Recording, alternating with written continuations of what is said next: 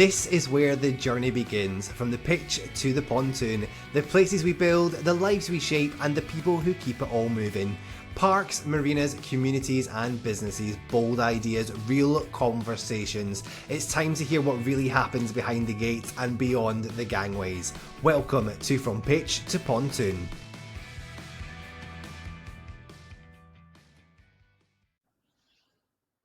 Hi, I'm Andrew. I'm Lisa. And I'm Callum, and welcome to this week's episode of From Pitch to Pontoon. How are we doing this week, guys? Very well, thank you very much. Lovely. And at the time of recording, Lisa is preparing herself to fly off to Lithuania. Oh, tell us more about that, Lisa. So, me and my pal Jack are on our way to Lithuania next week. We're hosted by the lovely Campanile. And the aim of the game is to see what we can do with AI and Copilot and what we can offer our customers. So hopefully we will come back with some beautiful, tangible solutions to go into our system. Very exciting stuff. It's very exciting. AI is super exciting. Now, do you know, actually, Andrew, you weren't able to join us, but this week we've actually got a guest on the podcast. Me and Lisa caught up with Richard from Play It Green. Fantastic. To talk all about sustainability, and he has actually myth busted, which I'm sure you'll love because you love a good myth buster, that actually AI can be sustainable. It can make you greener. So we're talking all this bad press that AI gets, it's harming the environment, but it can actually go towards becoming a more sustainable business. Fantastic. Now, you had a background, obviously, as a general manager on a holiday park. Was sustainability part of what you were doing way back then? Absolutely. It's, I think it drives through every business. We as Elite Dynamics are very close to it. And in my previous role, it was something we had to do daily, from lights, making sure that they were powered as they should, how we managed the toilet blocks with the, controlling the water. And we were, the parks that I worked on, we were a gold partner of the David Bellamy Gold Award. Oh, fancy. Same. But it goes so much further than people think. There's so much that you have to do on a holiday park to make sure you conform with that make sure you conform with that achievement. And you do have to be credible, and it goes from the wildlife to to the electricity, to how you're powering that entire holiday park. So yeah, very close to it, and something that I had to manage on a daily basis, to make sure that it was right. And also, one of the things that we also used to do is in our hire fleet units is make sure that we had all of the right information for our customers, our guests, to make sure that they managed it properly as well, and they weren't going out all day and leaving the lights on, and so we were trying to help manage their expectation as well. Yeah, I think we had on the last park I was on, I think it was just as the energy prices went through the roof, and the bill that we were going to be facing was ridiculous. It caused a massive issue. So they were looking at all of these ways, talking about guests going out of their accommodation all day and leaving all their heating and their stuff on, was to almost get it like Premier India. So looking for that technology where you can be like, oh, you've actually left, you were cutting your electricity off effectively, keeping the main appliances on, but how could we do that to make it more sustainable, and to bring those costs down, because they were astronomical, and I think that's still having a rippling effect through the industries. Agreed. Well, I'll tell you what, I think that takes us up to a great place where we can actually listen to what Richard from Play It Green has got to say all about sustainability.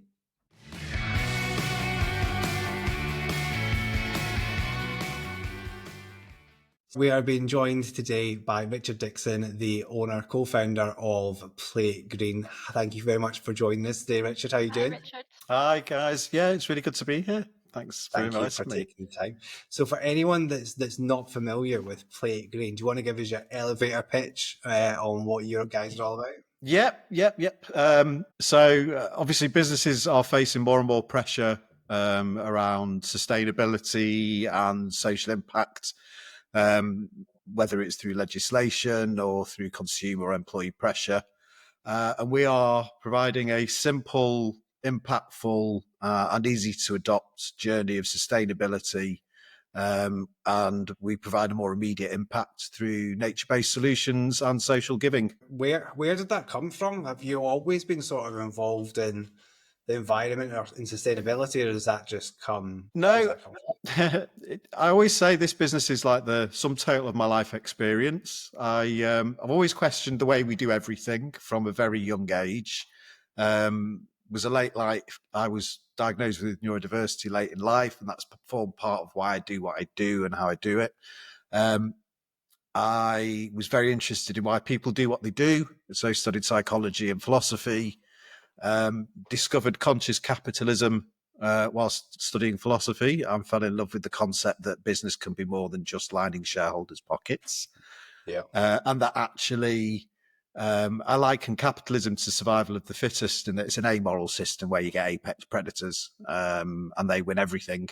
I was told it was a fairy tale to go get a job, and I did. I spent 20 years in retail trying to change culture, constantly fighting against the CFOs of the world. Not all nasty CFOs. No, well, we're going back a long time though. We're in a different world now, and that's actually forms part of the story, because I was told when I was younger it was a fairy tale, but actually the values in society have changed so much that it's being demanded by Gen Z and young millennials and Gen A. And do you feel it's almost expected now that a company should offer the statistics some kind of sustainability? Honestly are mind-blowing. I did a talk recently, 70% of employees, when looking at jobs, look at the ESG credentials of a business. 30% have turned job offers down. 80% of consumers expect their brands that they align with to help them with their sustainability journey. So it's undeniable. And the beauty is the businesses that adopt that sort of practice early are the ones that are winning massively.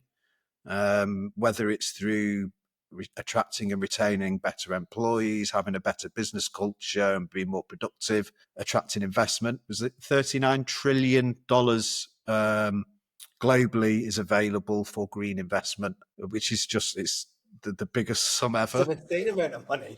It really is. And what's crazy is we're seeing this happen. We've got customers. I mean, obviously Elite Dynamics are a partner and they're growing rapidly, but we've got, I think, at least 7 businesses that are partners with us that are going through investment at the moment and are looking at 7-figure raises. And ESG plays a huge part because the investors know it makes a business more sustainable economically and long term. What do you think is the sort of biggest misconception of people still have about going green in business? There's a few things that stop people and are misconceptions: that it's expensive. There might be an initial outlay, but in the long term, you save money. And it's like any kind of investment in a business. You don't look at the short term, you've got to look at the long term. And that's one of the problems with capitalism, is you're looking at your quarterly reports. And if it's not got all green arrows going up in the profit and sales, it's a problem. But sometimes you've got to focus on other areas and then it benefits in the long term. Others is people don't know where to start. They think it's going to be really difficult and costly and time consuming, and it doesn't have to be. It's all about collaborating and finding the right partners. I've got lots of questions. Do you find that people, and a misconception is probably, I think, sometimes around actually what it is? Do you find that people don't realize that a small difference can kind of make a big impact? Do you find that they kind of think it's all or nothing rather than, starting slow, building it up? Is that a misconception, do you find? I think possibly yes, because there is a lot of sort of top-down legislation, particularly for larger businesses.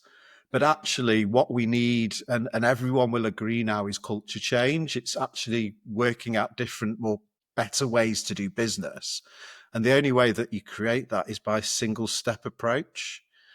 You can't change culture with overnight shifts. It has to be step by step. And that definitely is one of the things that we focus on. We Play It Green is that educational step by step approach that creates long-term change. So there's a lot of pressure coming in, I think, particularly for the Marina side, that they are having to report on their ESG. It's becoming the apps per boat, I think, is what it's actually coming down to. How can something like Play It Green sort of support that wider marine industry that's got, I think, maybe a bad rap on their sustainability. How can they become greener without it, I think, becoming greenwashing more than anything else, to actually make that impact as they move on? Greenwashing is a big issue, but if you tell the truth and are transparent, then there's never going to be an accusation of greenwashing. I think Marinas, just like any other business, they need to educate their teams and staff. There's loads of simple ways that they can be more sustainable. I mean, we say to every business, change your bank account, and if you've got a pension scheme, change your pension scheme, because those are two of the biggest ways as a business you can reduce your carbon footprint.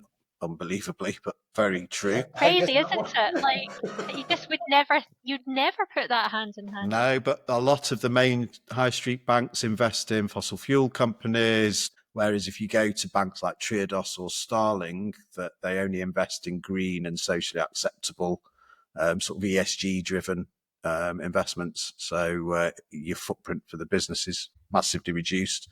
But there's other things as well. I was reading how you can create sort of miniature reefs around where marinas are, which can increase the fish stocks around the local coast. And then the other big thing that we do, which obviously is in partnership with Elite Dynamics, our bookings initiative, where every time a booking's made, it contributes towards our nature-based solutions. And the fact that we do agroforestry trees, coastal mangroves and sea kelp, all of which help protect the oceans.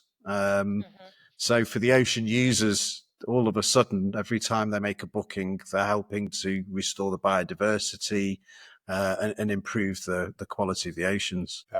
So we're talking about like what those small changes that a business can make. What does that sort of look like for a park or marina? Just the tiny little things that they can start to implement. Take Plate Green out of the equation just for a minute, and just what could they do themselves just now, just to begin that movement? So there's plenty of things, looking at their waste management, switching to eco-friendly bulbs, putting lights on a movement switch so they go off when someone leaves the room, and all of those things save money as well.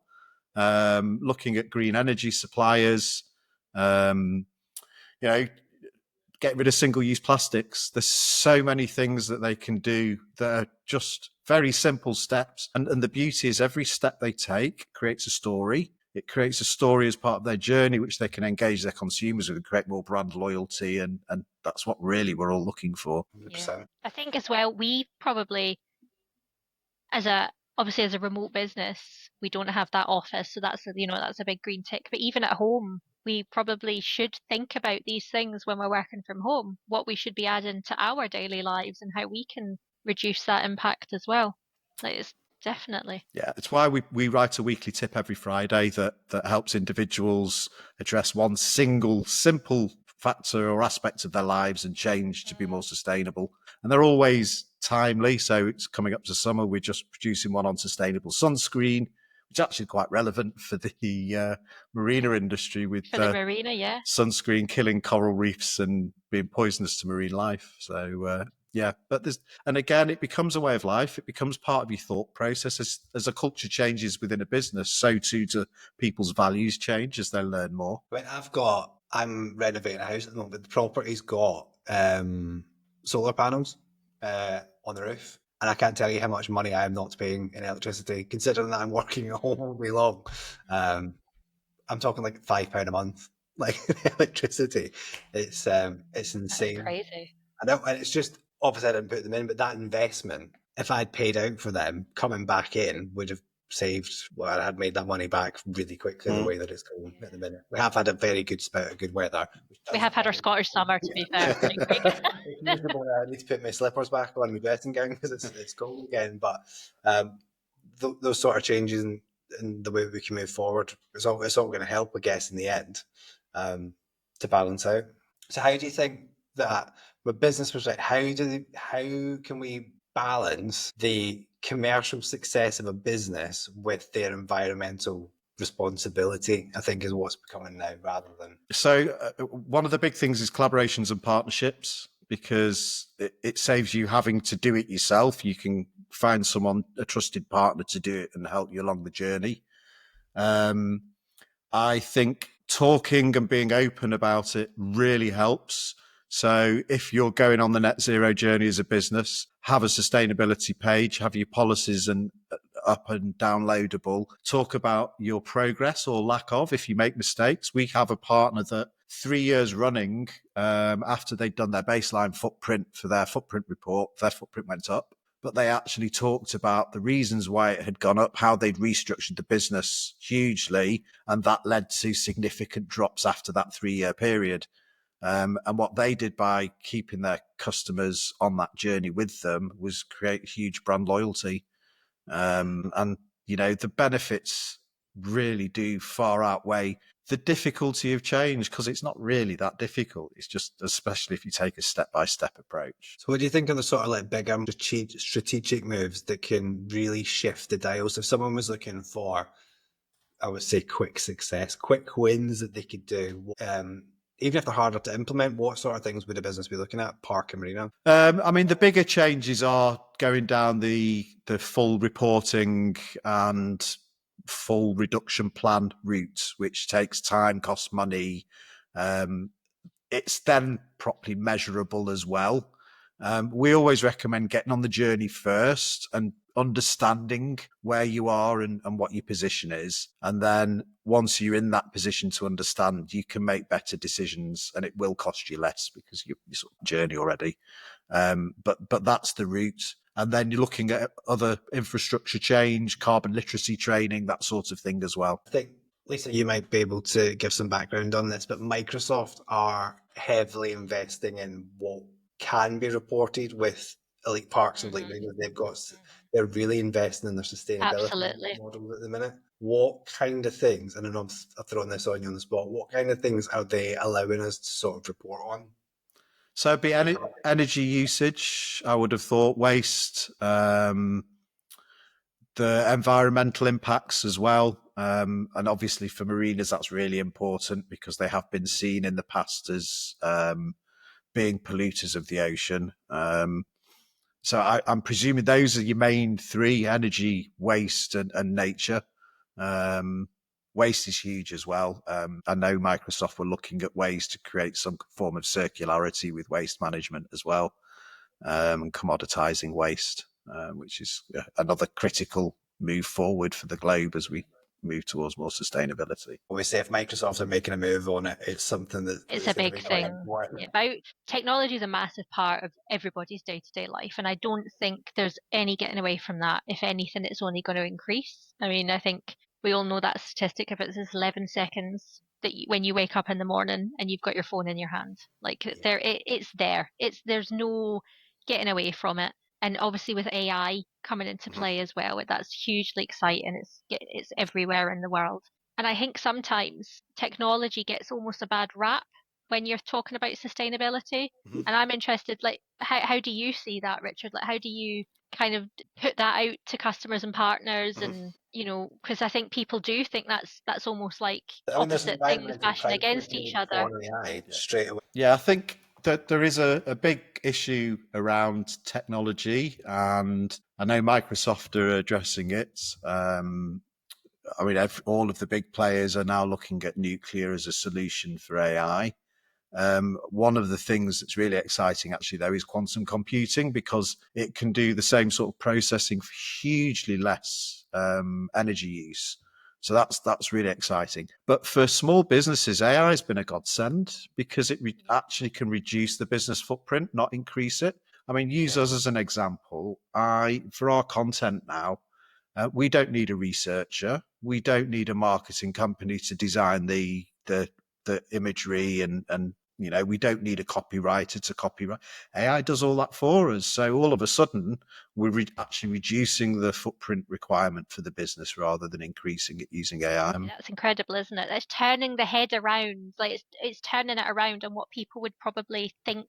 Yeah, because I think there's a lot of headlines automatically things where it's AI is really bad for the environment, but actually, and there is. I'm not downplaying the environmental impact that AI is having, but like you've just said, actually, it's reducing your carbon footprint over there. So yes, there's an issue, but it's a balance. It's a yin and a yang. Correct. And I think that what you've just said actually isn't been said enough, that there's a reduction being used in there as well. Mm-hmm.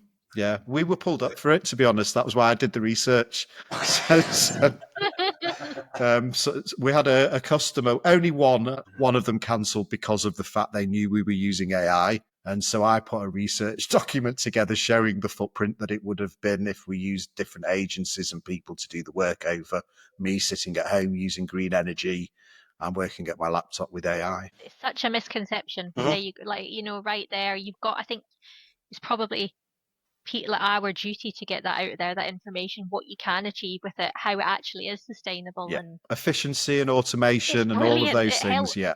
100%. So we're thinking like sort of big picture thinking now. What would a truly climate positive holiday park or marina look like to you in practical terms? So if you could walk into one of these parks and just make it completely sort of sustainable, where's that going to look like for you? So fully powered by renewables on site. That would be amazing. A fully circular waste. So no to landfill waste. And actually we meet solutions all the time that offer circularity and get rid of waste. So we've got loads of introductions to make. Sustainable food, all the lodges made sustainably. I was actually talking to, is it the Tiny Housing Company yesterday that makes sustainable glamping lodges? Amazing what they're doing. And the other important thing is using their platform to educate their guests as well, because that's a really key thing, and it actually will create added value and more loyalty for guests. And then being close to nature and giving back. That's the other important thing. I mean, obviously, like our climate positive bookings, but there's plenty of ways that businesses can give back to the global community and to the local community, because you need to consider both. 100%. Do you think it's almost like a supply chain issue? So where does the pressure need to come from to push the chain? Is it the parks up the way to their manufacturers and suppliers, or have the suppliers actually got more of a responsibility to be doing down the way? It's a bit of both, but actually I think the parks have the power, because just like so we've worked quite closely with Asda on a number of occasions, and looking at just to find out how they work with their supply chain and what made them make the decisions they made, and why they haven't got a full sustainability aisle where you can get all your household products from and they won't do it. But actually, from the supplier's point of view, if they want to be more attractive and stay in the supply chain, it makes sense for them to become sustainable and be the solution to the supplier that needs that sustainable product or service. And it's just going to get them ahead of the game as the pressure becomes more and more, because it's not going to get less. So early adopters are the ones that are going to win. Get ahead of that curve. Mm-hmm. Talking about getting ahead of that curve, what do you think what are you most excited for in the next couple of years that you think is going to really transform that sustainability space? I think AI has a huge potential, because AI can start to predict climate. It can start to predict weather patterns. It can start to find solutions. Again, quantum computing, the same. But I also think nature-based solutions done right is starting to grow. You always had the tree planting, and you'd give a quid and you didn't know whether it was actually planted or not. But what's happening is technology is starting to be invested in the nature-based solutions. So things like blockchain, so that you can account for every penny that's given and show who's planted what, where and when, monitoring using AI and tech as well. And the beauty with that is it's creating a transparent supply chain, but then you're also getting stories out of the metrics. So you can, as a business works with nature-based solutions, they're creating employment in a country across the world, and, empowering mothers to support their kids and put them through education and things. So it's not just... Yeah, customers will love to see that. Like you want to see what what your contribution has done. It's amazing when you see what you've put out there. I think that's definitely a key. Definitely, people should really be telling the story, as you say, like telling the story, because everybody, like, that's a brilliant thing. It really is. Stories are very powerful for driving change, and businesses need to be more forward in telling their stories. I really do think so. It's not about spangly marketing campaigns anymore. People want authenticity. Richard, I am. Yeah, but it creates the emotion, though, doesn't it? When you see a story, like it's real. It puts it there. Like, I mean, I'm terrible. I see stuff all the time, and I cry. I can't help it. Like, I really do. I'm like, oh, it's so sad. But like, it gets me. It makes me feel, and it does make me feel I want to do that because I know it's making a change for the better. Yeah. And people remember how things make them feel. That's the emotions 100%. Push things into long-term memory. That was my background originally, psychology. So this is why I love the whole concept of storytelling, because it was how we passed knowledge down for so many thousands of years. So AI aside, is there any sort of like emerging green technologies that we should be looking out for, or that you've got your eye on, that you think that's going to make a big difference going up? Battery technology is huge. One of the things that stopped energy independence for businesses and households is the battery technology has not been good enough.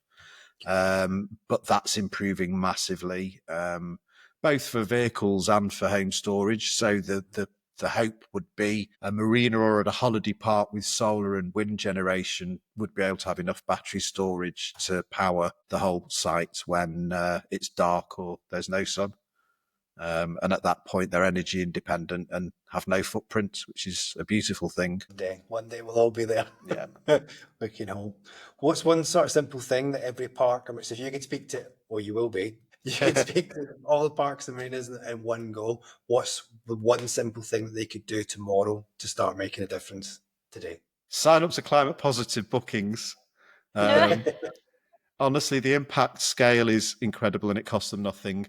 The other thing is switch to green energy if you haven't already, because again, that's one way to massively reduce your footprint, and also talk about it, because when you talk about it, your competitors are going to go, we need to do that too. And you send ripples of change out. What does success look like to you? Not just for your business, but for a change in culture to where everyone thinks about everyone else. Our decisions aren't just based on the next hit of short-term dopamine, but thinking about, do I need it? Can I buy it pre-owned? All those sorts of decisions that you should be making for the planet, that just becomes every day. And sustainability and that sort of ethical thinking is taught in schools because it isn't. No. It's really not. In fact, you've got kids at school. I do, yeah. They don't. It's slowly starting to come in schools. Obviously, we live in Scotland, so the weather is a bit atrocious. But they do like forest schools where they're taught about, the trees that are important to daily, just even the ecosystem around them and everything like that. It is coming in very slowly, but it is still very tiny. It's like the nature side of it. It's not, but like you were just saying, Richard, about do I need it? Do I want it? And there is a change in society. I do think it's happening where you think when you've got like the pre-owned websites that we probably can't mention, but you've got programs where they're literally going into people's homes now and decluttering because people have just overwhelmed themselves with stuff. And I think there is a change in how people are thinking. I definitely think it's coming. Yeah, for sure. 100%. I mean, I was just talking about a pre-owned site that came out of France, which is now one of the fastest. Well, it's the fastest growing platform. All the fashion retailers are starting to do pre-owned and repair services. Yes. And it's really interesting. I mean, my youngest wants to go into environmental science, partly because of what I do, but also he's studying geography, and it is part of geography. But it's not taught as a subject on its own, which it probably should be, because it's a generational threat. But we are seeing change. And again, it's being driven by Gen Z, Gen Alpha, and young millennials. And now grandparents. That's the other data that we've seen, is grandparents with young children are starting to make more sustainable decisions because they're worried about what the planet will be like for their grandchildren. Nice, That's the way you wanted to go, isn't but it? again, that's emotion, isn't it? Correct. That's your feeling and it's your emotion. But do you think is that the grandkids like pushing that message back up the way because they've got a different view of the world now and they're going, you need to sort this out? Yeah, it is crazy, and those ideas are pushed through social media much quicker. I mean, social media has its problems as well, but it does help push the ideas around social value and environmental value. My kids do it all the time. They come home. They tell us things that you should be doing this and this is how, and they go to their grandparents and tell them. It's definitely they're the lead in the way for sure. Fantastic. So to wrap up today, Richard, if anyone wants to get in contact with you and Play It Green, plug away. Where can we find you? So email richard@playitgreen.com, website's playitgreen.com, and the contact number's on the website as well if you fancy chatting. Fantastic. Or if you're an Elite Dynamics customer, you can reach out to your account manager and we can do an introduction to get you started with those climate positive bookings. Amazing. Thank you so much for taking the time. Thank you so much. With us, Richard. We really appreciate it. And we will speak to you soon. Yeah, take care, guys. Appreciate your time. Thank you.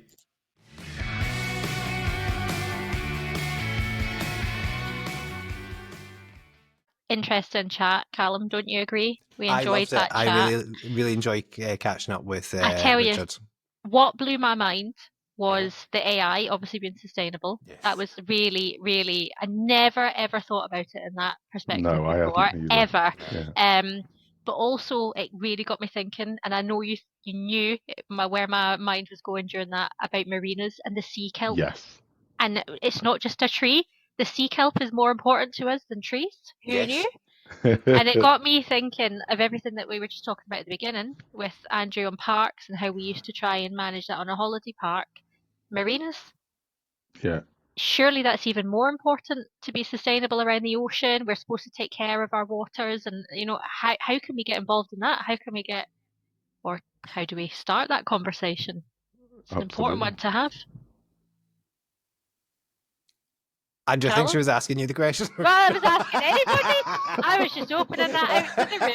I thought she was waiting for you to reply. They're just talking to myself, guys. I think you are just rattling on. But no, to be fair, Lisa, you're absolutely right. If we... I'm keeping all this in. So, Andrew, obviously you were a general manager. You had all those green incentives beforehand. How can we take some of our learnings from the holiday park industry and transfer them over to the marina guys? So, I think it can take some sort of simple steps. I assume that some of it would already be being done. Because you've got all the buildings that you would have on a holiday park on a marina as well. And I think it's mainly just realizing that when you are out on a marina and, especially for the marina operators themselves with regards to any lighting that they have. And it's just ensuring that they've got that sustainability in mind with a marina in the same way as we did as a holiday park. Did you guys ever have like solar panels and stuff? Were you still on park when the solar panel? I'm not trying to make out like you're from 1970. I know, How old do you think I am? Years ago, I know. Were you about when all that solar panel technology was coming about? And were you guys implementing that? Absolutely. And I remember at a certain point we were in quite heavy discussion with a company at the time about fitting solar panels onto caravans. Now that has sort of blended in now and manufacturers are doing it.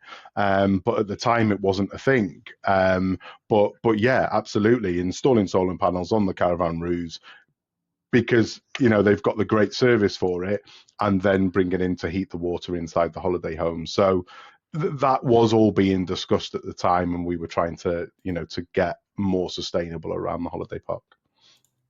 That's very exciting stuff.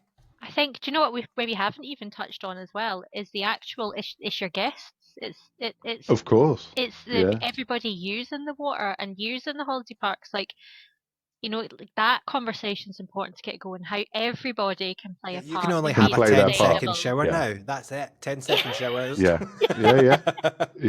cold after Everybody that. out. That's it. Yeah. But yeah, I think that needs to. It can't, it's Everyone not needs to do just their the- bit, Yeah, don't they? yeah, exactly. Fantastic stuff. So I hope you enjoyed this week's episode of From Pitch to Pontoon. Coming up in the future, we've got some fantastic guests already lined up for you. So if you're interested in the park and marina worlds, make sure you do subscribe on Spotify, TikTok, and Instagram, just to give you a little flavour of who's coming up. We've got MDL Marinas joining us in the next few weeks. We've got Water Lodge UK. We have got Victory Manufacturers, and we've got our very own founders, Jermaine Campbell, Nicola Campbell, and Jack Vernon joining us soon to tell their very own story of how Elite Dynamics came to be. So from myself, Lisa, and Andrew, we will see you all again in the future. See you later. Thank you very much. Bye-bye. Bye. Bye.